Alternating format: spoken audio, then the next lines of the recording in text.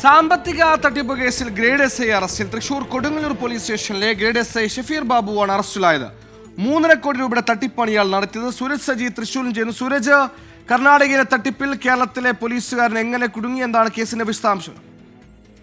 സുഹൈൽ, ഇന്നാണ് കർണാടക പോലീസ് ഇവിടെ എത്തി കൊടുങ്ങല്ലൂർ പോലീസ് സ്റ്റേഷനിലെ ഗ്രേഡ് എസ് ഐയെ കസ്റ്റഡിയിൽ എടുക്കുന്നത്. അത് പ്രധാനമായും പറയുന്നത് 3.5 കോടിയുടെ തട്ടിപ്പ് ഈ കർണാടകയിൽ നടന്നതുമായി ബന്ധപ്പെട്ടുകൊണ്ടാണ് ഇപ്പോൾ ഈ ഗ്രേഡ് എസ് ഐയെ തന്നെ കസ്റ്റഡിയിൽ എടുത്തിരിക്കുന്നത്. അതുമായി ബന്ധപ്പെട്ടുകൊണ്ട് കർണാടക പോലീസ് വ്യക്തമാക്കുന്ന ഇപ്രകാരമാണ്. അത് ED ഉദ്യോഗസ്ഥർ ചമഞ്ഞുകൊണ്ട് കർണാടകയിൽ ഒരു 3.5 കോടിയോളം രൂപ ഒരു വ്യവസായിയിൽ നിന്ന് തട്ടിയെടുത്തു. ഒരു 7 അംഗ സംഘമാണ് ED ഉദ്യോഗസ്ഥരായി ചമഞ്ഞ് ഈ വീട്ടിലെത്തി റെയ്ഡ് നടത്തുകയും പിന്നീട് ഈ പണം തട്ടിയെടുക്കുകയും ചെയ്തത്.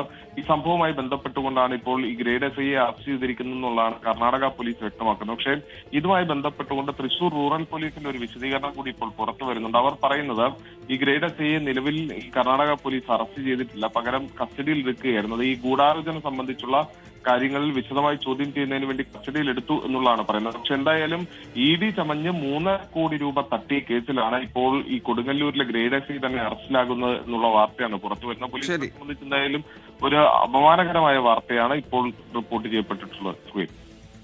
സൂരജ് സജിയാണ് ആ വാർത്തയുടെ വിശദാംശം നൽകിയത്. കർണാടകയിൽ 3.5 കോടി രൂപ ED ചമഞ്ഞ് തട്ടിപ്പ് നടത്തിയ കേസിലാണ് കേരള പോലീസിലെ ഗ്രേഡ് എസ് ഐ അറസ്റ്റിലായിരിക്കുന്നത്.